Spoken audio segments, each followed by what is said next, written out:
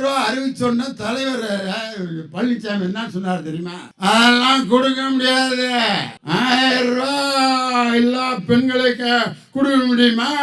அம்மா முயற்சி பண்ணாங்க, அதை கூட கொடுக்க முடியாது, கண்டிப்பாக இந்த திட்டம் நிறைவேறாதுன்னு பாம்பாட்டி மாதிரி இந்த அப்படியே நாடகம் போட்டார். 1,30,00,000 மகளிருக்கு கொடுத்து சாதனை படைத்தவர் தமிழக முதல்வர் ஸ்டாலின். அதுக்கப்புறம் ஒரு டுபாக்கூர் விட்டார் பாருங்க. இந்த 1000 ரூபாய் திட்டத்தை நாங்கள் தான் 2 ஆண்டுகள் ஸ்டாலினை கொடுக்க சொல்லி வலியுறுத்தினோம். அட டுபாக்கூருக்கு உலகத்துல இப்படி ஒரு புருடா பழனிசாமி எங்கேயாவது பார்த்திருக்கீங்களா? ஐயோ ஐயோ, இது மட்டுமா? இன்னொரு அறிவிப்பு விட்டுருக்காரு பாருங்க. ஜல்லிக்கட்டுங்கிறதே எப்படி உருவாச்சுன்னு நமக்கே தெரியும். எல்லாம் பசுமாட்டை தான் கும்பிடுவாங்க. பசுமாடு தான் தெய்வம், அதுக்கு தான் பொட்டு வைப்பாங்க. மாட்டு பொங்கல் அப்படின்னு அதுக்கு தான் எல்லாம் கும்பிடுவாங்க அந்த மாட்டுக்கு. ஆனா காளை மாட்டை ஒரு வேலும் கும்பிடலன்ட்டு நம்ம ஆம்பளை எல்லாம் முடிவு பண்ணாங்க.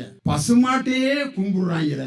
நம்ம காளை மாட்டுக்கு ஏதாவது ஒரு பங்கன் வைக்கணும்டான்ட்டு ஐடியா பண்ணான். காளை மாட்டை அடக்குற மாதிரி ஒரு போட்டியை அனௌன்ஸ் பண்ணுவோம்டான்ட்டு ஆம்பளைய உருவாக்குனதுதான் இந்த ஜல்லிக்கட்டு. அது ஆண்களுடைய வீர விளையாட்டு. அந்த விளையாட்டை அலங்காநல்லூரிலே வாடிவாசல் மைதானம் கலைஞர் பேராலிலே அலங்காநல்லூர் ஜல்லிக்கட்டு மைதானத்தை திறந்து வைத்தவர் முத்தமிழறிஞர் டாக்டர் கலைஞர் பெற்றெடுத்த நம் தளபதி ஸ்டாலின். அந்த ஜல்லிக்கட்டுல முதலாவதாக நிறைய காளைகளை அடக்கிய வீரனுக்கு என் தலைவர் அரசாங்கத்தில் வேலை கொடுத்து அழகு பார்த்தார். நம்ம எடப்பாடி பழனிசாமி அதே மாதிரி ஜல்லிக்கட்டுக்கு அறிவிப்பு கொடுக்கணும்னு, ஜல்லிக்கட்டில் யாராவது மாடு முட்டி செத்து போனால் அவர்களுக்கு 15 லட்சம். ஸ்டாலினுக்கும் எடப்பாடி பழனிசாமிக்கு இதுதான் வித்தியாசம். அவர் வெற்றி மாலையை சூடுவதற்கு மாலைகளை கொண்டு வருகிறார். நீ இளவுக்கு பொண மாலையை தூக்கி கொண்டு ஜல்லிக்கட்டுக்கு வருகிறாயே, இதுதான் எடப்பாடிக்கு என் தலைவருக்கு உள்ள வித்தியாசம். டிரைவரை கன்ஃபியூஸ் பண்றதுக்குனே சில பேர் வருவாங்க, பாத்தீங்களா? அப்பதான் சாமி கும்பிட்டு வண்டியை ஸ்டார்ட் பண்ணுவார் டிரைவரை கூப்பிட்டு, என்ன போயிரும்ல அப்படின்னா, போறவர் தாண்டா ஓட்டிக்கிட்டு இருக்கேன், ஏன்டா காலங்காத்தால இப்படி கேட்கிற? இல்லனே, நீ ஓட்டுறத பார்த்தா போறது மாதிரி தெரியல, எங்க ஓட்டிக்கிட்டு இருக்க? லம்பகுடி காடு. அப்படியா? ஓட்டுனே பாப்பான். இதே மாதிரிதான் நேற்று ஒரு டிரைவர் 5 மணிக்கு சாமி கும்பிட்டு வண்டி எடுத்தாரு. ரோவர் காலேஜுக்கு எடுத்தாப்புலயே புளிய மரத்துல மோதி டிரைவர் அங்கனே அவுட்டு. போடா, ஏன்டா காலங்காத்தால? நான் வண்டி ஓட்டணுமா வேணாமாடா? ஓட்டுனேன், உனக்கு ஒண்ணும் ஆகாதுனே. ஆமனே, இதே மாதிரி போன வாரம் ஒன்னே மாதிரியே ஒரு டிரைவர்னு பெரம்பலூர் திருச்சி அடிச்சுட்டு போனாருன்னு சிறுகனூர் தாண்டறப்ப பிறந்துச்சுனே வண்டி. கருமாதிக்கு எலும்பு கூட இல்லைன்னு டிரைவர். அந்த டிரைவர் வண்டி ஓட்டுவான்னு நினைக்கிறீங்க? நான் இறங்கி இழந்த பணம் வந்தாத பொழைச்சுக்கிறேன்டா. ஏன்டா எனக்குன்னு வந்து சரி. எடப்பாடி பழனிசாமி இந்த டிரைவர் தான் புதுசா கட்சி ஆரம்பிச்சார். அவருக்குன்னே நான் ஒரு மேட்டர் வச்சிருக்கேன். ஒரு பையன் வீட்டுல விளையாண்டுகிட்டு இருந்தவன் இந்த கடந்த விசில முழுங்கிக்கான். விசில முழுங்கிங்கன்னு நின்னா அந்த விசில் என்ன ஆகும்? அவன் மூச்சு விடுறப்ப எல்லாம் சவுண்ட் வருது. அவங்க அப்பா ஐயோ பக்குடா வாந்தியறா அப்படிங்கிறாரு. ஐயோ, இந்த பயலை வச்சுக்கிட்டு நான் என்ன பண்றேன்னு தெரியல, முழுங்கிட்டானே விசில. பஸ்ல தூக்கி போறாரு. அன்னை சிவசங்கரோட பஸ் டிரைவர் ஓட்டி போறாரு. கண்டக்டர் பையில ஒரு விசில் வச்சிருக்கான். அது எதுக்கு? ஸ்டாப்ல நிப்பாட்டாரு. கண்டக்டர் ஸ்டாப்ல நிப்பாட்டாரு. பாடாலூர் நின்றுச்சு. பாடாலூருக்கு அடுத்த ஸ்டாப் கடையில மிசில முழுங்கினவன் தூக்கிட்டு வர்றேன். அவங்க அப்பா அவன் பாட்டு டிரைவர் நிப்பாட்டாரு. கண்டக்டர் அறிவு கட்டாரு, பொழுதுக்கு விசில் வச்சுட்டு இருக்கியா? ஸ்டாப் இல்லடா. நான் அடிக்கலையா, எவன் அடிக்கிறாங்கன்னு தெரியல, நான் விசில பாலிட்டில போட்டுல பார்த்தா அவங்க அப்பையும் சொல்லியிருக்காங்க, மகன் விசில முழுங்கிட்டாயா? அவன் பாட்டுக்கு பொழுது போற நேரத்துல எல்லாம் மூச்சு விடுறான், விசில் அடிச்சுக்கிட்டே இருக்கு. 15 இடத்துல டிரைவர் கிறுக்கு பிடிச்சு பயணிகள்லாம் அந்த விசில முழுங்கின பயலையும் அவங்க அப்பனை இறக்கி விட்டு ஆளு முகரேன் வந்து சேர்ந்துருக்காங்க. விசில முழுங்கின நாய். நான் யாரையும் குறிப்பிட்டு சொல்ல, கதை தான் சொல்லிட்டு இருக்கேன். விசில முழுங்கினவன் ஆஸ்பத்திரிக்கு போயிருக்கேன், டாக்டர் இல்ல, போய் வீட்டுல போய் படுத்துட்டேன். நைட்டு விசில முழுங்கின மகனை பக்கத்துல படுக்க போட்டு அவங்க அப்பா தூங்கிட்டு இருக்காரு. 1 மணிக்கு மகன் மூச்சு விட்டு விசில கக்கணும்னு முயற்சி எடுக்கிறான். நைட்டு 1 பக்கத்து வீட்டுல ஒரு கார்பரேஷன் டிரைவர் தூங்கிட்டு இருந்திருக்காரு. அவரு விசில் சத்தம் கேட்டோன்னா வண்டியை ஸ்டார்ட் பண்றோம்னு நினைச்சு பக்கத்துல அவங்க வீட்டுக்காரமா படுத்திருக்கு, குடுமையை பிடிச்சி கியர் போடுறேன். பக்கத்து வீட்டுல பெரிய கலகம். அப்புறம் தான் அவங்க அப்ப இந்த விசிலும் முழுங்கின வயலை வச்சுக்கிட்டு நான் என்ன பண்றதுன்னே தெரியல. இன்னைக்கு நான் சொல்றேன், விசில முழுங்கின அந்த குரூப்பா இருந்தாலும் சரி, போலி கூட்டணியை உருவாக்கி இருக்கக்கூடிய எடப்பாடி பழனிசாமி என்ற அடிமை கூட்டணியாக இருந்தாலும் சரி, எங்கள் திராவிட முன்னேற்ற கழகத்தின் கூட்டணியின் முன் உங்களுடைய நாடகங்கள் எதுவும் எடுபடாது இன்னைக்கு நான் சொல்ல கடமைப்பட்டிருக்கிறேன். நரேந்திர மோடி அண்டு எடப்பாடி அமைத்திருக்கக்கூடிய அந்த கூட்டணி இருக்கே, அதுக்கு பேரு NDA Sarkar, national NDA alliance. அந்த அலையன்ஸ்க்கு நான் வச்சிருக்க பேரு that is not NDA alliance, that is national disaster alliance. தேசத்தை அழிக்க வந்த கூட்டணி. It is not NDA, this is national disaster alliance. இன்னொரு பேர் வச்சிருக்கேன் அந்த அலையன்ஸ்க்கு, அதான் FDA. FDA. F for fraud, D for tobacco, A for acting. ஒன்றிய பிரதமர் நரேந்திர மோடி மாதிரி ஒரு ஃப்ராட நீங்க பார்க்க முடியாது. பிரதமர் அந்த வார்த்தை சொல்றதுக்கு நான் உண்மையிலே வேதனைப்படுறேன். ஆளுநர் உரைக்கு நன்றி தெரிவித்து பதில் சொல்வதற்கு ஒரு பிரதமர் தயாராக இல்லை என்றால் அந்த பிரதமரை நம்ம என்னையா சொல்றது? அவர் உண்மையிலேயே ஒரு பொய் புரட்டுக்காரர், ஃப்ராட். இரண்டாவது டுபாக்கூ. டுபாக்கூன்னா என்ன? சொல்றது எதையுமே செய்ய மாட்டாங்க, செய்வது எதையும் சொல்ல மாட்டாங்க. மூணாவது ஆக்டிங். அதுல எடப்பாடி மோடிய கில்லாடிங்க. எல்லாரையும் பார்த்தா ஒரு கும்பிடு போடுவார் பாருங்க நரேந்திர மோடி. இந்த கூட கும்பிடு போடுறேன் மட்டும் எந்த நேரத்துல யார கவுப்பான்னு கண்டே முடிய முடியாது. ஒரு கலெக்டர் ஒருத்தன் வேலை செஞ்சுட்டு இருந்தான், முனியாண்டி. முனியாண்டி ஐயா வாடா, சரியா சோத்தர்றா எடுக்கிறீங்க ஐயா ஐயா ஐயா. முனியாண்டி மாதிரி ஒருத்தன் கிடைக்கிறதுக்கு கொடுத்து வைக்கணும் அந்த கலெக்டர். ஒரு நாள் கலெக்டர் கேணியில தண்ணி அரைச்சு குளிச்சுட்டு இருந்தாரு. தவறி கிணத்துல விழுந்துட்டாரு. யாரு? கலெக்டர். முனியாண்டி முனியாண்டி முனியாண்டி கத்துறாரு. கைத்த போட்டு முனியாண்டி தூக்கிட்டு இருக்கான். அந்த நேரம் பார்த்து ஆர்டர் கொண்டு வர்றான் இன்னொரு ஓய.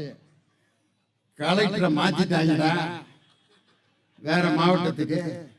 அப்படியா? அப்படியே விட்டுட்டாங்க கலெக்டர். முனியாண்டி ஐயா புது கலெக்டர் வந்துட்டாருன்னு அங்க போயிட்டேன். முத கலெக்டர் அவுட்டு கிணத்துல.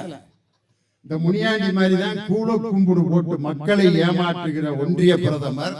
எனக்கு முன்னால் உரையாற்றி இங்கே அமர்ந்திருக்கக்கூடிய எம்ஜிஆர், சிவாஜி ஆகிய 2 நடிகர்கள் கோலோச்சிய காலத்தில் மக்கள் கலைஞனாக ஜேம்ஸ் பாண்ட் என்று பெயர் பெற்ற ஒரு நடிகர் ஜெய்சங்கர் இன்று போக்குவரத்து துறையை, பொது போக்குவரத்து துறையை இந்தியாவிலேயே முதன் மாநிலமாக தமிழ்நாட்டை உருவாக்கி காட்டியவர் என் அருமை சகோதரர் சிவசங்கர். மக்கள் கலைஞர் ஜெயசங்கர் எப்படியோ போக்குவரத்து துறைக்கு என் தம்பி சிவசங்கர். அவருடைய மிக சிறப்பான பணி எது என்று சொன்னால், திராவிட முன்னேற்ற கழகத்தை பற்றி என்னென்ன கருத்துக்களை யாராவது தவறாக சொன்னால் உடனடியாக அதற்கு தக்க பதிலடியை தொலைக்காட்சியிலும் ஊடகங்களிலும் கொடுக்கக்கூடிய என் அருமை தம்பி சிவசங்கர் அவர்களுடைய அருமையான அமைச்சர் பணியும் சமூக பணியும் மென்மேலும் வெற்றி பெற்று அவரிடம் ஒப்படைக்கப்பட்ட அனைத்து தொகுதிகளையும் வெற்றி தொகுதிகளாக மாற்ற அவருக்கு எல்லோரும் பலத்த கரவொலி எழுப்பி அருமை தம்பி சிவசுப்பிரமணியம் பெற்றெடுத்த சிவசங்கர் அவர்களை வாழ்த்த வேண்டும் என்று அன்போடு நான் கேட்டுக்கொள்கிறேன். உண்மையிலே இந்த கூட்டத்தை பார்க்க அவ்வளவு சந்தோஷமா இருக்கு. காரணம் என்னன்னா, தமிழ்நாடு தலை குனியாது.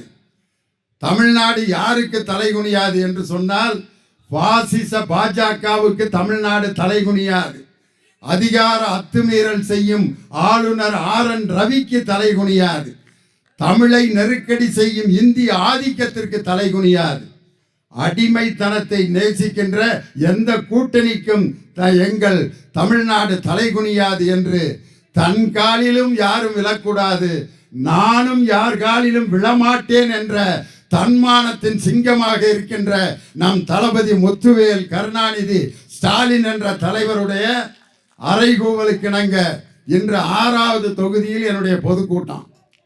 அதனால இந்த கூட்டத்துக்கு நான் நடந்து வர்றப்போ ஒரு அம்மா என்னை உத்து பார்த்துட்டு சொல்லிச்சு, டிவியில் கிளவி மாதிரி இருக்கேன், நேரில் நல்லா இருக்கானேன்னுச்சு. அந்த அம்மா, அதாவது பெரம்பலூர்காரங்க மனசில் எதையுமே வச்சுக்க மாட்டீங்க, வஞ்சகம் இல்லாமல் வெளியில் அப்படியே சொல்லிடுவான்றதுக்கு அதுதான் எடுத்துக்காட்டு. டிவியில் ஏன் கிளவி மாதிரி இருக்கோம்னா பவுடரை போட்டு லைட்டை போட்டு உட்கார வச்சுருப்பேன். இங்கே நான் ஏன் அழகாக இருக்கேன்னா, நான் நின்று கொண்டிருப்பது தன்மானத்தின் மேடை, திராவிட முன்னேற்ற கழகத்தின் மேடை. இந்த மேடையில் யார் நின்னாலும் அழகாத்தான் தெரியும். சுயமரியாதை உள்ளவன் எவனுமே யாருக்கும் அசிங்கமாக தெரிய மாட்டான், அவன் அழகாகத்தான் தெரிவான். அதனால தான் நான் ஜெகதீசன்ட்டையும் நம்ம சட்டமன்ற உறுப்பினர் பிரபாகரன்ட்டையும் எவ்வளோ நேரம் பேசுறதுன்னு நான் கேட்கல. ஒவ்வொரு ஊர்லேயும் பட்டிமன்றம் நடத்துகிற இடத்துல போய் கேட்டுருவேன், ஐயா நாங்கள் எவ்வளோ நேரம் பட்டிமன்றம் நடத்துறதுன்னு.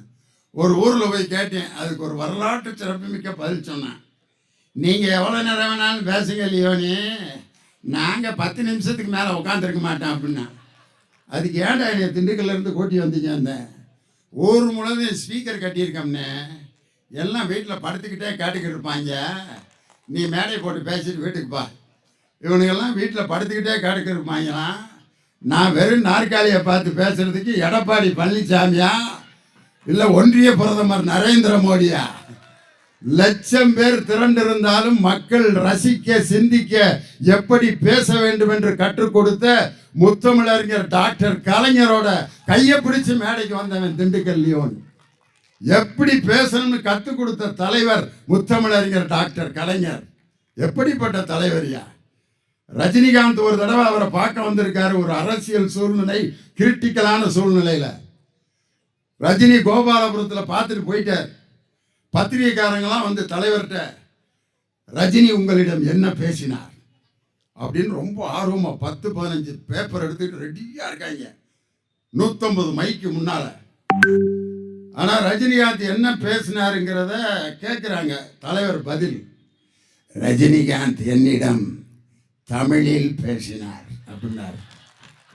பத்திரிகைக்காரங்களாம் பின்ன என்ன உறுதுலையா பேசியிருப்பாரு? ஐயா உங்களிடம் என்ன கருத்துக்களை பேசினார் அப்படின்னு கேட்குறாங்க. உடனே தலைவர், ரஜினிகாந்த் என்னிடம் என்ன பேசினார் என்றால் அப்படின்னா எல்லாம் பேப்பர் வேணும் சொல்ல போறாரா அப்படின்னு எடுத்து ரெடியாக வச்சுட்டாங்க. அவர் என்னிடம் என்ன பேசினார் என்றால், அவர் என்னிடம் சொன்னதை யாரிடமும் சொல்ல வேண்டாம் என்று தெரிவித்தார். பத்திரிகைக்காரங்களாம் ரொம்ப நன்றியான். பத்திரிகையாளரை சந்திப்பதில் எந்த தயக்கமும் இல்லாமல் துணிச்சலாக சந்திக்கின்ற முத்தமிழறிஞர் டாக்டர் கலைஞரின் வழியில் நம் தளபதி மு.க. ஸ்டாலின், வருங்கால திராவிடத்தை வழிநடத்த இருக்கின்ற தம்பி உதயநிதி ஸ்டாலின், இன்னைக்கு ஒன்றிய பிரதமர் நரேந்திர மோடி இதுவரைக்கும் பத்திரிகையாளரை சந்திக்கல. மோடியே பத்திரிகையாளர்களை சந்திக்க பயப்படுகிற நேரத்தில் என் தம்பி உதயநிதி ஸ்டாலின் பத்திரிகையாளர்களை அனாவசியமா லெப்ட் ஹேண்ட்ல டீல் பண்ணிட்டு போறாரு பாருங்க. இதுதான் திராவிடம் கற்றுக் கொடுத்த ஒரு அற்புதமான துணிச்சல். எம்ஜிஆருடைய பிறந்த நாள் நடந்துச்சு. அப்ப அதிமுக காரங்கெல்லாம் எம்ஜிஆர் பாட்டு போட்டு மைக் செட்டில் பாட்டு போட்டுக்கிட்டு இருக்காங்க. அப்ப அந்த அதிமுக பகுதி செயலாளர் சொல்றேன் டேய், எம்ஜிஆர் பாட்டை தவிர வேற எதுவும் போடக்கூடாது, நீ இருக்கிறது ஓலை கொட்டாயா, அதெல்லாம் போடக்கூடாது, எம்ஜிஆர் பாட்டு தான் போடணும். சரிண்ணே, எம்ஜிஆர் பாட்டு. 6 மணிக்கு மைக் செட்டுக்காரர் முதல் பாட்டு போடுறார். உதய சூரியனின் பார்வையிலே உலகம் விழித்து கொண்ட வேளையிலே வந்தார் பகுதி செயலாளர். என்னடா அண்ணே, எம்ஜிஆர் பாட்டு தானே போட சொன்னேன், எம்ஜிஆர் பாட்டு தானே இது, உதயசூரியன் பாடியிருக்காரு, பாடிட்டாருண்ணே அவரு. அப்படியா, இதெல்லாம் நமக்கு தெரியாம, அது தெரிஞ்சா நான் ஏன்டா அதிமுக இருக்கேன் இருக்கான். கருப்பு சிவப்பு உதயசூரியன் எதுவும் வரக்கூடாது பார்த்துக்க. சரிண்ணே, அடுத்த ஒரு CD எடுத்து போடுறேன். கருப்பென்றும் சிவப்பென்றும் வேற்றுமையாய்,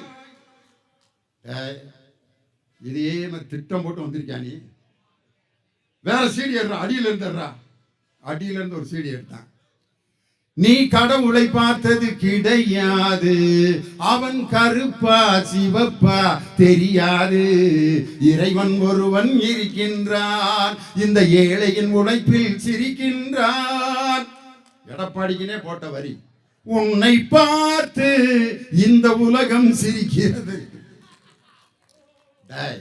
நான் எடுக்கிறேன்டா இப்போ ஒரு சீடிய அப்படின்னு அவன் ஒரு சீடி எடுத்து போட்டான். என்ன பாட்டு வந்துச்சு தெரியுமா? உயர்ந்தவர் என்ன தாழ்ந்தவர் என்ன, உடல் மட்டுமே கருப்பு, அவர் உதிரம் எங்கும் சிவப்பு. மைசட்டி சம்பளம் கொடுக்க மாட்டேன்டா, திட்டம் போட்டு இதே சீடி நீ எடுத்துட்டு வந்திருக்கியா? நான் போய் வீட்டில இருந்து ஒரு சீடி எடுத்துட்டு வரேன்டான்னு எம்ஜிஆர் காதல் பாடல்கள் அப்படின்னு எடுத்துட்டு வந்திருக்கேன். எடுத்துட்டு வந்து எம்ஜிஆர் காதல் பாடல்களை போட்டா என்ன பாட்டு வந்துச்சு தெரியுமா? கூந்தல் கருப்பு ஆஹா, குங்குமம் சிவப்பு ஓஹோ, நடுவுல வெள்ள ஆஹா.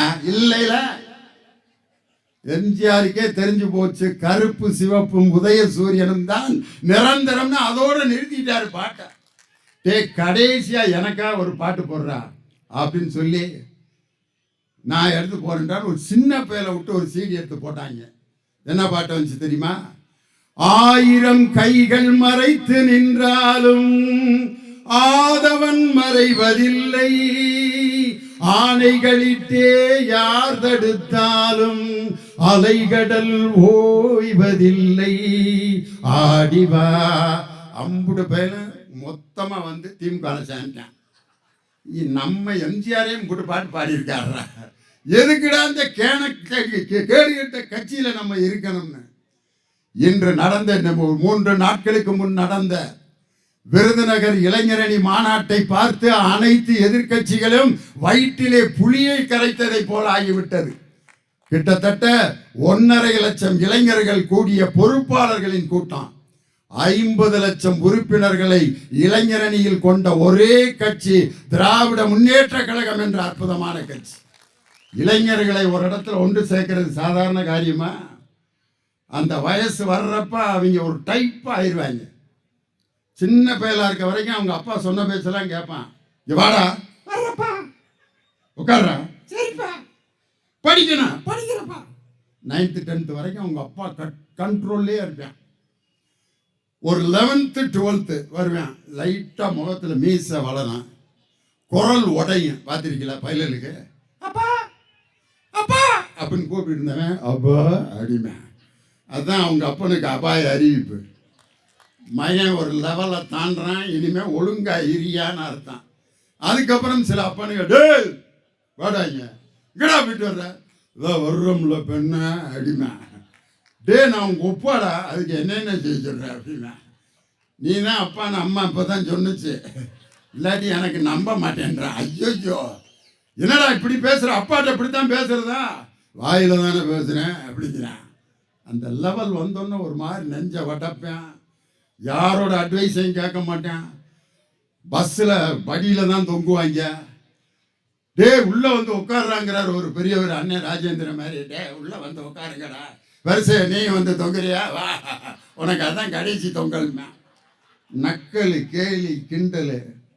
ஒரு கூட்டத்தில் சேர் இருக்கேன், அதில் உட்கார மாட்டான், டிரான்ஸ்ஃபார்மரில் தொங்கிக்கிட்டே கூட்டம் கேட்பேன். கொடிமரத்தில் ஏறி நின்று கூட்டம் கேட்பேன். ஒரு வேப்ப மரத்தில் 35 பேர் நின்று பொதுக்கூட்டத்தை கேட்டுக்கொண்டிருக்கிறோம், கேட்கவும் மாட்டான், ஒன்றும் விசில் அடிப்பேன். அவர்களையெல்லாம் அழைத்து திராவிட சிந்தனையில் அந்த நாற்காலி போட்டு அமர வைத்து சிந்தனையில் வழி நடத்தும் ஒரே இயக்கம் திராவிட முன்னேற்ற கழகம். இந்த இளைஞரணி கூட்டம் மட்டுமா நடந்துச்சு? மகளிர் அணி கூட்டம் கோவையில் ஒரு கூட்டமும் தஞ்சையில் ஒரு கூட்டத்தையும் பார்த்து பிஜேபி குரூப் முடிவு பண்ணிட்டான், மாப்பிள்ள டோட்டல் க்ளோஸ்ரா, நமக்கு இனி ஒரு ஓட்டு கூட நமக்கு கிடைக்காதுன்னு ஒன்றிய பிரதமர் நரேந்திர மோடி முடிவே பண்ணிட்டார். அதனாலதான் நம்ம எடப்பாடி பழனிசாமி பட்ஜெட்ல ஒண்ணுமே தமிழ்நாட்டுக்கு அறிவிக்கலன்னு தெரிஞ்சிருந்தோம், அப்படின்னு சொல்றான். இந்த வில்லுப்பாட்டு கதா காலட்சேபம்லாம் பார்த்துருக்கீங்களா? அப்போ ஒருத்தன் கூடயே பின்பாட்டு பாடிக்கிட்டு இருப்பேன், தந்தனத்தம் என்று சொல்லியே வெள்ளினில் பாட ஆமா வெள்ளினில் பாட வந்தருள்வாய் கலை மகளே ஆனந்த தூணம் பறித்து கொடுமையோட ஆமா கொடுமையோட அத்தனையும் மேலத்தோட அவருடைய மனம் ஆமா அவருடைய குணம் ஆமா ஆமா அப்படின்னா இன்னும் நான் சொல்லவே இல்லடா அப்படியா ஆமா எல்லாத்துக்கும் ஆமா போடுறேன் மனுஷனடா அவனுக்கு வேலையா ஆமாண்ணா ஆமா பழனிசாமி இருக்காரு அவர் இன்னைக்கு தேர்தலை சந்திப்பதற்கு பாஜக கூட கூட்டணி அமைச்சு வந்துகிட்டு இருக்காரு. இன்னைக்கு நான் நம்ம சகோதரிகள் எவ்வளவோ பேர் பின்னால் உட்காந்துருக்காங்க. ஒரு அம்மா தூங்கிக்கிட்டே சிரிக்குது, பாவமா இருக்கு அந்த அம்மாவை பார்க்க. ஏன் எல்லாரும் இப்ப கை தட்ட மாட்டேங்கிறீங்கன்னா, பனியில ஒவ்வொருத்தரும் கையை நல்லா கமுக்கூட்டில் இப்படி அணவா வச்சு இந்த பனிக்கு அதுக்கு கண்ணன்னு உட்காந்துருக்கீங்க. அதனாலதான் எடுத்து இந்த முகரைக்கு கை வேற தட்டணுமான்ட்டு. எத்தனையோ குடும்பங்கள்ல நீங்க பார்க்கலாம். இப்படி ஒரு மனைவி இருந்தா யாராவது சந்தோஷமா குடும்பம் நடத்துவீங்களா? சொல்றதுக்கெல்லாம் ஆமாங்கிற. இங்க வாடி ஆமாங்க வர்றேங்க, உட்காருடி உட்காடுறேங்க, தூங்குடி தூங்குறேங்க, எந்திரிடி எந்திரிக்கிறேங்க, சோறாக்குடி ஆக்குறேங்க, அப்படியே குழம்பு வைடி வைக்கிறேங்க, பிளேட் எடுத்து வைடி வைக்கிறேங்க, சோத்தை போடுறேங்க, குழம்பு ஊத்துறி ஊத்துறேங்க, அப்படியே விஷத்தை ஊத்துறி ஊத்துறேங்க, சாப்பிட போறேன்டி சாப்பிடுங்க, செத்துரு வண்டி சாயுங்க. இதுக்கு பேர் பொண்டாட்டியா? புருஷனை அது விஷம் வச்சே கொண்டுவிடும். சொல்றதுக்கெல்லாம் ஆமா போடுற மாதிரி ஒரு முட்டாள், ஒரு ஏமாற்றுக்காரன் வேற யாரும் இல்லை. அது வேற யாரும் இல்லை, எடப்பாடி பழனிசாமி என்ற ஏமாற்றுக்காரர் பிஜேபி நரேந்திர மோடியுடன் சேர்ந்து இன்னைக்கு கூட்டணி. இன்னைக்கு என்னென்ன இந்த பட்ஜெட்ல நம்ம தமிழகத்துக்கு வேணும்னு கேட்டோம். நம் கல்வி நிதியான 3458 கோடி ரூபாயை கல்விக்கான நிதியை விடுவியுங்கள் அறிவிப்பை எதிர்பார்த்தோம், வரல. கோவை கோயமுத்தூருக்கும் மதுரைக்கும் மெட்ரோ ரயில் திட்டம் வேண்டும் அறிவிப்பு வரும்னு எதிர்பார்த்தோம், வரல. தமிழ்நாட்டுக்கான சிறப்பு ரயில்கள் ஏதாவது சொல்லுவாங்கன்னு பார்த்தோம், அறிவிப்பு வரும்னு பார்த்தோம், வரல. ஜல்ஜீவன் திட்டத்திற்கான 2300 கோடி ரூபாய் நிதியை விடுவியுங்கள் அறிவிப்பு வரும்னு பார்த்தோம், வரல. ஒரு அறிவிப்புமே தமிழ்நாட்டிற்கு வரவில்லை. ஆனா புல்லட் ரயில், சென்னை டு ஹைதராபாத் புல்லட் ரயில் விடப்படும். எப்போ விடுவீங்கன்னா 2042க்குள்ள விட்டுருவாங்க. புல்லட் ரயிலில் போறதுக்குள்ள நான் செத்தேலடா போயிருவேங்கிறான் ஒரு ஆளு. மோடியோட டுபாக்கூருக்கு இதுக்கு மேல வேற உதாரணமே தேவையில்லை. இதுல எடப்பாடி பழனிசாமி இப்ப அறிவிச்சுக்கிட்டு இருக்காரு பாத்தீங்களா, தேர்தல் அறிக்கை. எங்க ஊர்ல 101 சடையாண்டின்னு ஒருத்தன் இருக்கான். ஏன் அந்த பட்டம் அவனுக்கு கொடுத்தாங்கன்னா, ஏலம் கேட்கிறப்ப ஒவ்வொரு ரூபா சேர்த்து சேர்த்து கேட்டுக்கிட்டே இருக்கான்.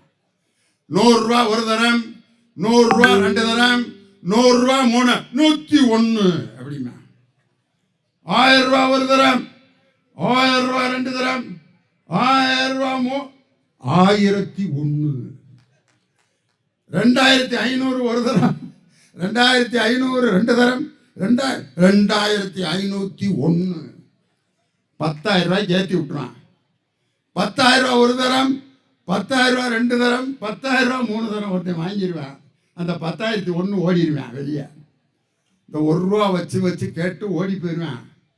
வாங்கினவன் நான் பாட்டுக்கு 2000 ரூபாய்க்கு வாங்கியிருப்பேன். ஒவ்வொரு ரூபாயா வச்சு ஏற்றி விட்டு ஓடி போயிட்டானடான்ட்டு. என் தலைவர் 1000 ரூபாய் மகளிர் உரிமை தொகை அறிவித்தவுடன் எடப்பாடி பழனிசாமி 2000 ரூபாய், 101 பழனிசாமி, 101 சடையாண்டி மாதிரி 2000 ரூபாய் பழனிசாமி. 1000 ரூபாய் அறிவிச்சோன்னா தலைவர் பழனிசாமி என்ன சொன்னார் தெரியுமா? அதெல்லாம் கொடுக்க முடியாது, 1000 ரூபாய் எல்லா பெண்களுக்கு கொடுக்க முடியுமா?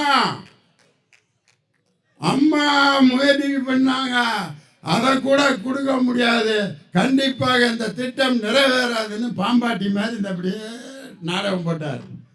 1,30,00,000 மகளிருக்கு கொடுத்து சாதனை படைத்தவர் தமிழக முதல்வர் ஸ்டாலின்.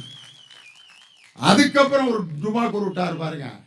இந்த 1000 ரூபாய் திட்டத்தை நாங்கள் தான் 2 ஆண்டுகள் ஸ்டாலினை கொடுக்க சொல்லி வலியுறுத்தினோம். அட டுபாக்கூருக்கு உலகத்தில் இப்படி ஒரு புருடா பழனிசாமி எங்கேயாவது பார்த்துருக்கீங்களா?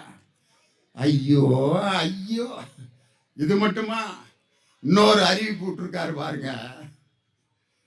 ஜல்லிக்கட்டு, ஜல்லிக்கட்டுங்கிறதே எப்படி உருவாச்சுன்னு நமக்கே தெரியும். எல்லாம் பசுமாட்டை தான் கும்பிடுவாங்க. பசுமாடு தான் தெய்வம், அதுக்கு தான் பொட்டு வைப்பாங்க.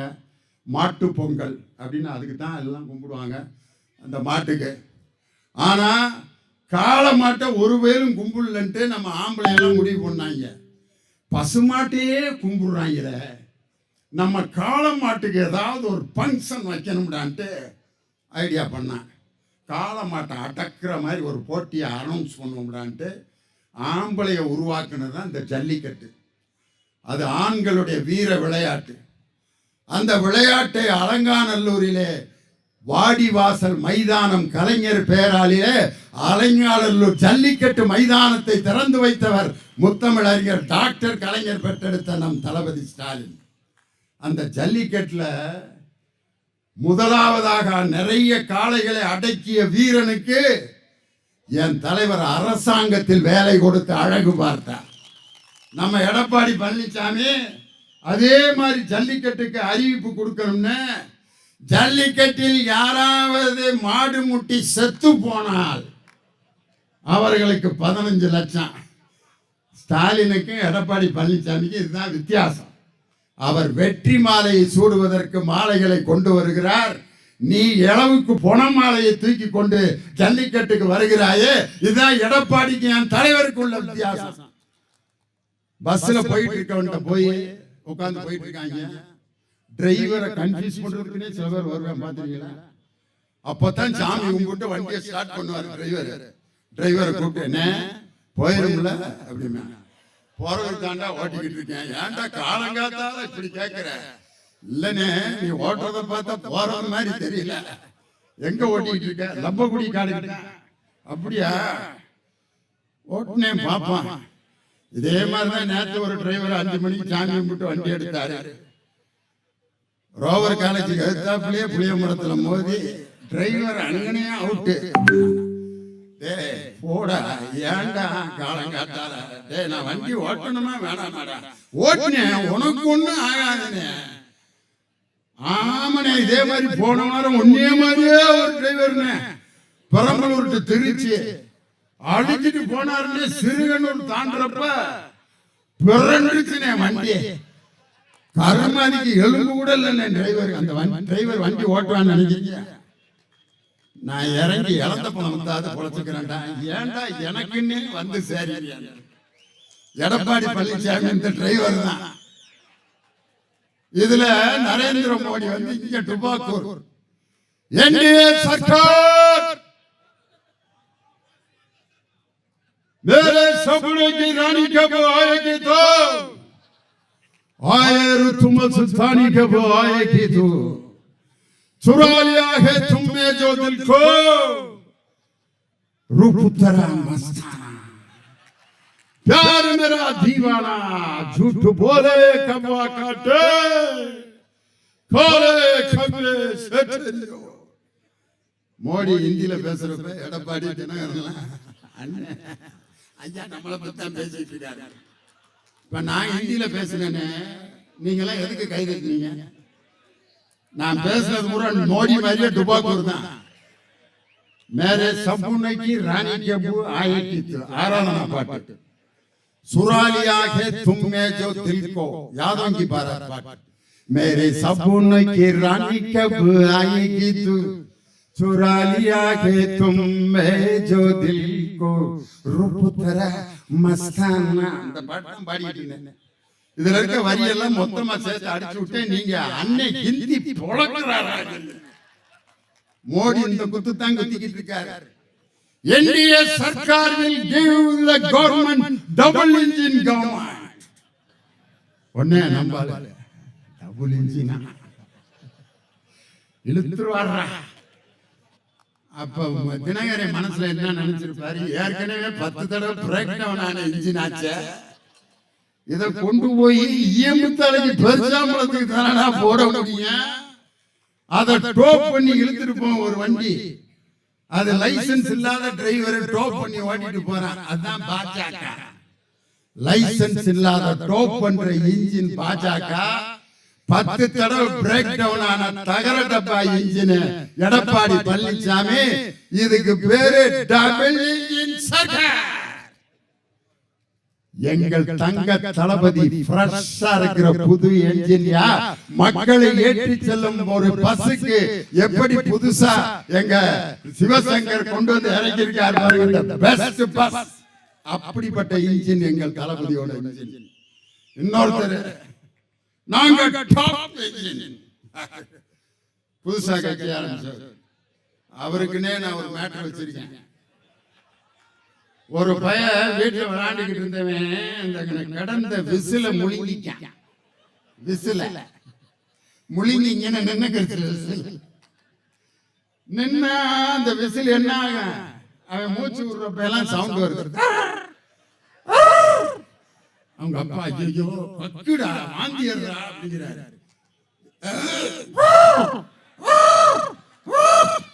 ஐயோ இந்த பயலை வச்சுக்கிட்டு நான் என்ன பண்றேன்னு தெரியல, முழுங்கிட்டானே விசில. பஸ்ல தூக்கி போறாரு. அன்னை சிவசங்கரோட பஸ் டிரைவர் ஓட்டி போறாரு. கண்டக்டர் பையில ஒரு விசில் வச்சிருக்கான். அது எதுக்கு? ஸ்டாப்ல நிப்பாட்டாரு. கண்டக்டர் ஸ்டாப்ல நிப்பாட்டாரு. பாடாளூர் நின்றுச்சு. பாடாளூருக்கு அடுத்த ஸ்டாப் கடையில மிசில முழுங்கினவன் தூக்கிட்டு வர்றேன். அவங்க அப்பா அவன் பாட்டு டிரைவர் நிப்பாட்டினாரு. கண்டக்டர் அறிவு கட்டார், நீங்க விசில் அடிச்சிட்டு இருப்பியா? ஸ்டாப் இல்லடா. நான் அடிக்கலையா, எவன் அடிக்கிறாங்கன்னு தெரியல. நான் விசில பாலிட்டில போட்டுல எவன்டா அடிச்சதுன்னு பார்த்தா அவங்க அப்பையும் சொல்லியிருக்காங்க, மகன் விசில முழுங்கிட்டாயா. அவன் பாட்டுக்கு பொழுது போற நேரத்துல எல்லாம் மூச்சு விடுறான், விசில் அடிச்சுக்கிட்டே இருக்கு. 15 இடத்துல டிரைவர் கிறுக்கு பிடிச்சு பயணிகள்லாம் அந்த விசில முழுங்கின பயலையும் அவங்க அப்பனை இறக்கி விட்டு ஆளு முகரேன் வந்து சேர்ந்துருக்காங்க. விசில முழுங்கின நாய். நான் யாரையும் குறிப்பிட்டு சொல்ல, கதை தான் சொல்லிட்டு இருக்கேன். விசில முழுங்கினவன் ஆஸ்பத்திரிக்கு போயிருக்கேன், டாக்டர் இல்ல, போய் வீட்டுல போய் படுத்துட்டேன். நைட்டு விசில முழுங்கின மகனை பக்கத்துல படுக்க போட்டு அவங்க அப்பா தூங்கிட்டு இருக்காரு. 1 மணிக்கு மகன் மூச்சு விட்டு விசில கக்கணும்னு முயற்சி எடுக்கிறான். நைட்டு 1 பக்கத்து வீட்டுல ஒரு கார்பரேஷன் டிரைவர் தூங்கிட்டு இருந்திருக்காரு. அவரு விசில் சத்தம் கேட்டோன்னா வண்டியை ஸ்டார்ட் பண்றோம்னு நினைச்சு பக்கத்துல அவங்க வீட்டுக்காரமா படுத்திருக்கு. குடுமையை பிடிச்சி கியர் போடுறேன். பக்கத்து வீட்டுல பெரிய கலகம். அப்புறம் தான் அவங்க அப்ப இந்த விசிலும் முழுங்கின வயலை வச்சுக்கிட்டு நான் என்ன பண்றதுன்னே தெரியல. இன்னைக்கு நான் சொல்றேன், விசில முழுங்கின அந்த குரூப்பா இருந்தாலும் சரி, போலி கூட்டணியை உருவாக்கி இருக்கக்கூடிய எடப்பாடி பழனிசாமி என்ற அடிமை கூட்டணியாக இருந்தாலும் சரி, எங்கள் திராவிட முன்னேற்ற கழகத்தின் கூட்டணியின் முன் உங்களுடைய நாடகங்கள் எதுவும் எடுபடாது இன்னைக்கு நான் சொல்ல கடமைப்பட்டிருக்கிறேன். எப்படிப்பட்ட திட்டங்களை என் தலைவர் கொடுத்திருக்காரியா, எப்படிப்பட்ட திட்டம். காலையில வந்து ஒரு பள்ளிக்கு செல்லக்கூடிய ஒரு மாணவன் ஒரு பள்ளிக்கூடத்துக்கு என் தலைவர் போயிருக்காரு. நிகழ்ச்சி நிரல் நடக்குது. 1 இறைவணக்கம் பாடியாச்சு, தமிழ் தாய் வாழ்த்து, வரவேற்புரை எல்லாம் முடிஞ்சு தலைமை ஆசிரியர் உரை, முதலமைச்சர் போயிருக்காரு. முதலமைச்சர் சிறப்புரை சொல்றதுக்கு முன்னாடி திடீர்னு அந்த அசம்பிளியில ஒரு பையன் மயக்கம் போட்டு விழுகிறான். எல்லாரும் அவன பக்கத்து கிளாஸ் ரூமுக்கு போய் தண்ணி தெளிச்சு அந்த பையனை படுக்க வச்சிருக்காங்க. அங்க ஒரே சலசலப்பாகுது. நம்ம தலைவர் பாக்குறாரு, என்ன அங்க நடக்குதுன்னு கேட்கிறாரு. உடனே ஒரு பையன் மயக்கம் போட்டான், அவனை பக்கத்து கிளாஸ் ரூம்ல போய் தண்ணி தெளிச்சுட்டு இருக்காங்க. தலைவர் பேசிட்டு வீட்டுக்கு போயிட்டாரு. அன்று இரவு முழுவதும் எனக்கு தூக்கம் வரவில்லை. மாணவர்கள் பட்டினியோடு வகுப்புக்கு வந்து கொண்டிருக்கிறார்கள். இதற்கு ஒரு காரியம் செய்யாத நான் எதற்கு முதலமைச்சராக இருக்க வேண்டும்? பெருந்தலைவர் காமராஜர் வழியில் இதற்கு ஒரு வழி நான் செய்து ஆக வேண்டும் என்று பினான்ஸ் டிபார்ட்மெண்ட்டை கூப்பிட்டு யோசனை கேட்கிறார்.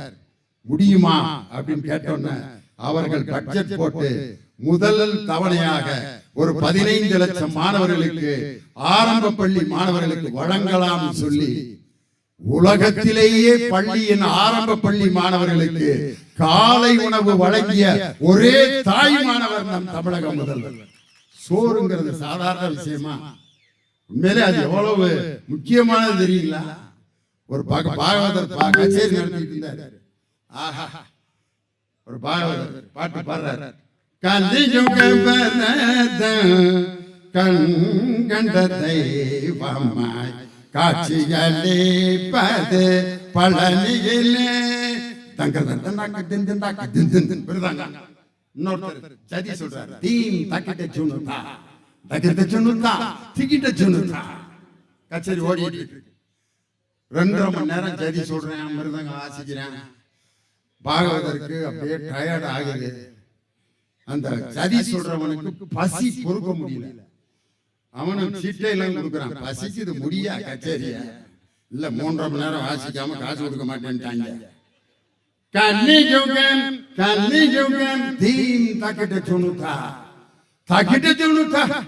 அப்படின்ட்டு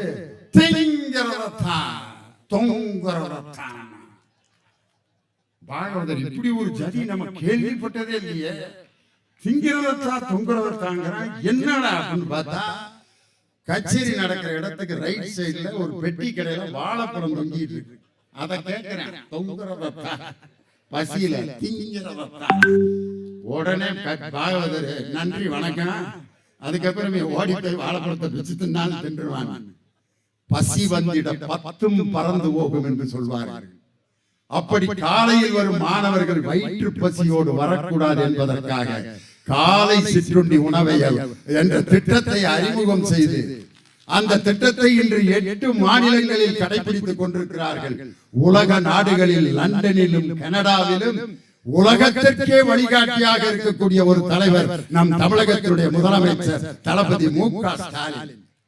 எங்க அம்மாலாம் சின்ன பையனா இருக்கும்போது கல்யாண வீட்டுல சாப்பிட்டீங்கன்னா கொஞ்சோண்டு சோறு மீதி வச்சுட்டு இலையில மூடி விடாப்பாங்க. எதுக்குமான்னு கேட்பேன். பெத்த தாய் சொன்னா கேளுடா, மூடி விடா. சரிமா அப்படின்னு மூடி வச்சுட்டு ரொம்ப நாளா இதை பண்ணிட்டு இருந்தேன். அப்புறம் எங்க அம்மாட்ட பெரியவனா கேட்டேன், எதுக்குமா இப்படி கொஞ்சோண்டு சோறு மீதி வச்சு மூடி வைக்க சொல்றேன்? அதுக்கு எங்க அம்மா சொல்லுச்சு, டேய் இலையெல்லாம் நீ சாப்பிட்டு முடிச்ச பிறகு குப்பையில தான் போடுவேன். அப்ப யாரு வந்து தின்பா? நாயிக தான் வந்து தின்னான். நீ கொஞ்சோண்டு சோறு வச்சிருந்தீங்கன்னா அந்த ஓபன் பண்ற நாய் அந்த சோத்தை பார்த்துட்டு எந்த மகராசனோ ஒரு வாய் சோற வச்சுட்டு போயிருக்காரு அப்படின்னு உன்னை வாழ்த்திக்கிட்டே சாப்பிடும்டா. நீ வலிச்சு வெறும் இலைய போட்டிருக்கன்னு வச்சுக்க, அந்த நாய் ஓபன் பண்ணிட்டு என்ன நினைக்க, நமக்கு முன்னாடியே ஒரு நாய் இதை நக்கி இருக்கும் போல. நாய்கிட்டே நாயின்னு நீ திட்டு வாங்க கூடாதரா. ஒரு விலங்குக்கு ஒரு வாய் சோறு போடுறது கூட மிகப்பெரிய புண்ணியம் என்ற வள்ளலார் சொன்ன அந்த கருத்தை மனதில் வைத்து ஏழை மாணவர்கள் மட்டுமல்ல, ஆரம்ப பள்ளியில் வரும் அனைத்து மாணவர்களுக்கும் காலை சிற்றுண்டி என்ற புரட்சிகரமான திட்டத்தை உருவாக்கி காட்டியவர் நம் தலைவர் மு.க. ஸ்டாலின். அது மட்டும் இல்ல, பெண்களுக்கு பாருங்க, அவங்க எல்லாத்தையுமே ரொம்ப கரெக்டா இருப்பாங்க. பட்டு போட ஜாமுன்னு கட்டியிருக்காங்க. ஆம்பளை எல்லாம் வேட்டி கட்டியிருக்கீங்க. ஒரு 15 வருஷம் கழிச்சு இதே பட்டு புடவை வித்தா காசு கிடைக்கும். 15 வருஷம் கழிச்சு நான் கட்டியிருக்க வேட்டியை 6 மாசம் கழிச்சே என்ன ஆகுன்னு சொல்ல முடியாது. ரொம்ப போனா இட்லி துணியை வேணா பண்ணலாம். அதுவும் இப்ப யாரு துணி வச்சு யாரு இட்லி மாவு ஊத்துறது? இப்ப எல்லாம் ஸ்பெஷல் குக்கர். ஒரே நேரத்தில் 600 இட்லி, துணியும் கிடையாது, ஒண்ணும் கிடையாது. அந்த இட்லி துணி கூட லாய்க்கு அந்த வேட்டி. ஆனால் பெண்கள் ஒரு பட்டு புடவையில் கூட தாங்கள் சேமித்து வைக்க முடியும் அப்படிங்கிற அந்த சேமிக்கும் உணர்வும் பொறுப்பும் பெண்களிடம் இருப்பதால் தான் மகளிர் உரிமை தொகையை ஆண்களிடம் கொடுக்காமல் பெண்களுக்கு கொடுத்த நம் தலைவர் மகளிர் உரிமை தொகையை அந்த 1000 ரூபாய். அதான் மருதகாசிங்கிற கவிஞர் பண்ணார். சேத்த பணத்தை சிக்கனமா செலவு பண்ண பக்குவமா அம்மா கையில கொடுத்து போடு செல்ல கண்ணு, உங்க அம்மா கையில கொடுத்து போடு செல்ல கண்ணு, அவங்க 600 ஆக்குவாங்க செல்ல கண்ணு. ஆம்பளையிட்ட மட்டும் இந்த 1000 ரூபாய் கொடுக்கலாம். நல்லவங்க எல்லாம் வீட்டுக்கு செலவழிப்பாங்க. எல்லாரையும் நான் சொல்லல. பாக்கெட்ல 1000 ரூபாய் வச்சுட்டு சனிக்கிழமை வர்றாரு. நான் அவள 1000 ரூபாய் தலைவர் கொடுத்துருக்காரா? 1000 ரூபாய்க்குமா அரிசி பருப்பு வாங்க போற? ஒரு 500 ரூபா சந்தோஷமா இருப்பான். 500 ரூபாய்க்கு அரிசி பருப்பு வாங்க. 500 ரூபா வாங்கிட்டாங்க. அவனுக்குன்னே மிச்சர் வாங்கி கொடுக்க, பொட்டுக்கள் வாங்கி கொடுக்க ஆள்லாம் அனுப்பிட்டான். ஒரு மட்டை எல்லாம் ரெடி பண்ணாங்க. சாப்பிட சாப்பிட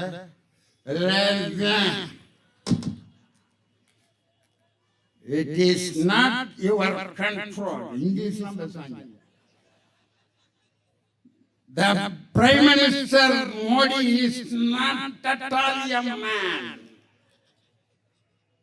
He is drying the foot of Donald Trump. உலக அரசியல்லாம் பேசுவாங்க. மாப்பிள்ள இன்னும் ஒரு 500 ரூபா இருக்குல்ல, அதுக்கு வாங்கிடு, அடுத்த மாசம் பார்த்துக்கிறோம். 1000 ரூபாய்க்கு வாங்கிட்டு 2 ஆண்ட்ராய்டு சாக்கடையில் கிடக்கும். என் தலைவர் கொடுத்த உரிமை தொகை சாக்கடை தொகையாக மாறிவிடும்.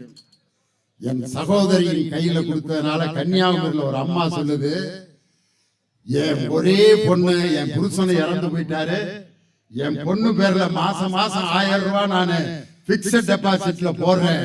இன்னைக்கு 28-30,000 ரூபாய் என் பிள்ளை கணக்கில் இன்னைக்கு சேர்ந்து வட்டியோட சேர்ந்து 35,000 ரூபாயா மாறி இருக்கு. என் பிள்ளைக்கு கொஞ்சம் கொஞ்சமா சேர்த்து என் பிள்ளைக்கு நான் கல்யாணத்தை முடிச்சிருவையான்ட்டு ஒரு தாய் தந்தை வீட்டிலிருந்து வரக்கூடிய வருஷம் கூட கிறிஸ்துமஸுக்கு வரும், பொங்கலுக்கு வரும், தீபாவளிக்கு வரும். ஆனால் மாதம் மாதம் ஒரு பிறந்த வீட்டிலிருந்து உங்களுக்கு சீர்வரிசையாக 1000 ரூபாய் தந்து கொண்டிருக்கக்கூடிய ஒரு சகோதரன், ஒரு தந்தை, ஒரு மகன் யார் என்றால் அவர்தான் முத்துவேல் கருணாநிதி ஸ்டாலின். நரேந்திர மோடி அண்டு எடப்பாடி அமைத்திருக்கக்கூடிய அந்த கூட்டணி இருக்கே, அதுக்கு பேரு NDA Sarkar, national NDA alliance. அந்த அலையன்ஸ்க்கு நான் வச்சிருக்க பேரு that is not NDA alliance, that is national disaster alliance. தேசத்தை அழிக்க வந்த கூட்டணி.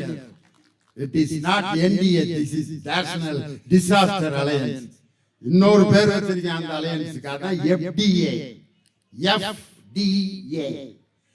F for fraud, D for tobacco, A for acting. ஒன்றிய பிரதமர் நரேந்திர மோடி மாதிரி ஒரு ஃப்ராட நீங்க பார்க்க முடியாது. பிரதமர் அந்த வார்த்தை சொல்றதுக்கு நான் உண்மையிலே வேதனைப்படுறேன். ஆளுநர் உரைக்கு நன்றி தெரிவித்து பதில் சொல்வதற்கு ஒரு பிரதமர் தயாராக இல்லை என்றால் அந்த பிரதமரை நம்ம என்னையா சொல்றது?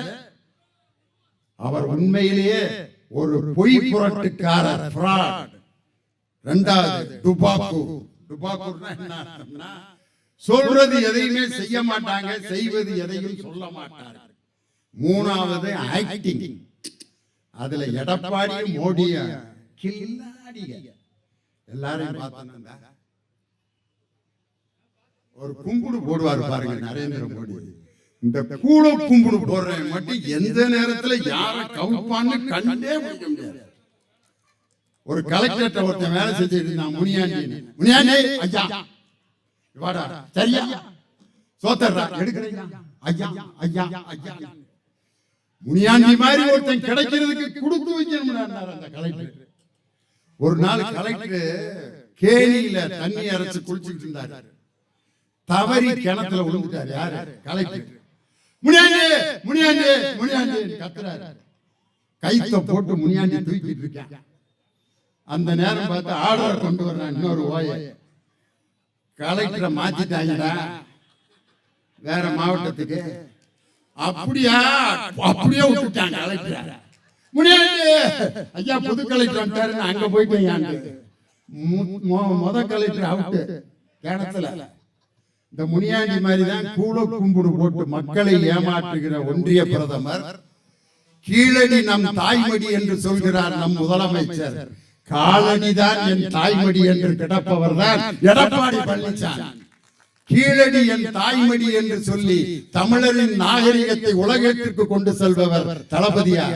ஆனால் காலடி என்ற என் தாய்மடி என்று காலடியில் கிடக்கின்ற எடப்பாடி பழனிசாமி எங்க இப்படிப்பட்ட ஒரு நயவஞ்சக கூட்டணியான மோடி எடப்பாடி பழனிசாமி கம்பெனியை இந்த நாட்டை அந்த கூட்டணியை நிராகரித்து மக்களின் தோழமையில் என்றும் தனது சேவையை செய்து கொண்டிருக்கக்கூடிய நம் தளபதி மு.க. ஸ்டாலின் அவர்களை 2026 மீண்டும் முதல்வராக்கும் வரை ஓயமாட்டோம் என்று அறைகூவல் விடுத்து இந்த பெரம்பலூரில் கூடியிருக்கும் கூட்டம் 2026 200 தொகுதிகளை வென்று காட்டும் கூட்டம் என்று சொல்லி உங்களிடமிருந்து விடைபெறுகிறேன்.